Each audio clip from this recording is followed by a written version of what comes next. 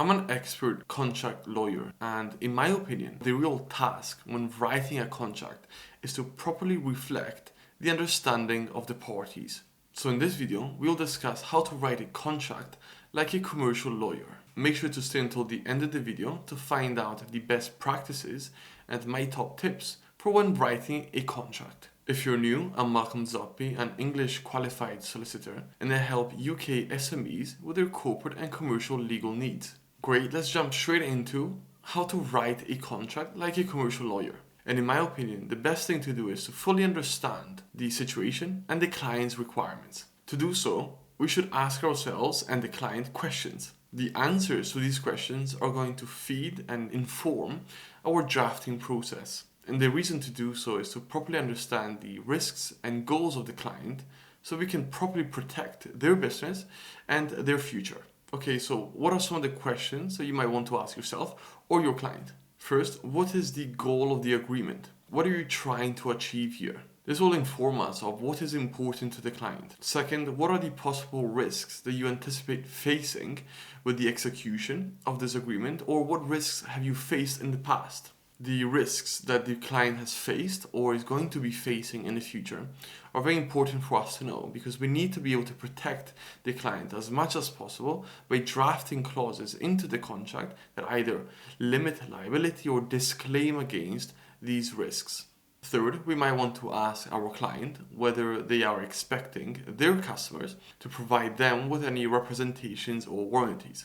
To give you a very obvious example, if the client is entering into contracts with legal entities like limited companies, then we'll want to make sure that there is a warranty in there that is given by the customer to the client, stating that they have authority to sign the contract on behalf of the entity. And when I say they, I refer to the person who's signing on behalf of the company, because this will need to be an individual, a natural person, and ideally they would be a director of the limited company. Fourth, we need to understand what is the termination process. So, is the contract indefinite? Is it a fixed term that renews automatically? How much notice needs to be given to terminate the contract?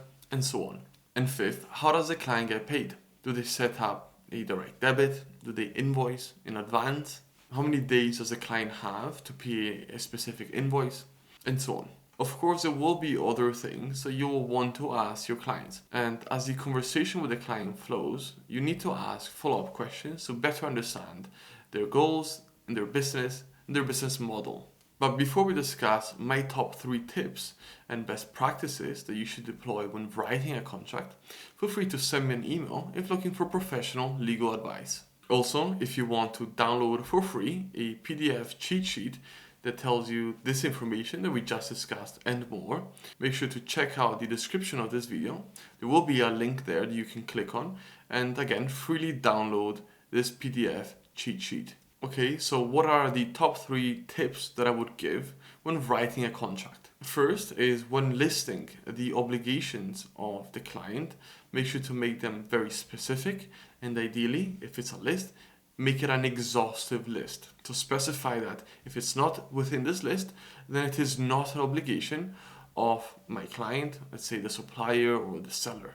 Second, the opposite, when listing the obligations of the customer, of the client, make sure to make that list a little bit less specific, a little bit more open-ended, and ideally don't specify that that list is exhaustive. And thirdly, very, very importantly, is to include bespoke definitions for very important terms that are used in the contract. The definitions that you create for the contract don't need to match the Oxford Dictionary or the Cambridge Dictionary. For example, if your client is selling goods, you don't need to define goods in the same way that the Oxford Dictionary defines goods. Writing a contract and understanding how to go about it is important, but more important is to make sure that that contract is actually going to be recognized as legally binding. To find out what makes a contract legally binding, make sure to watch this video right here.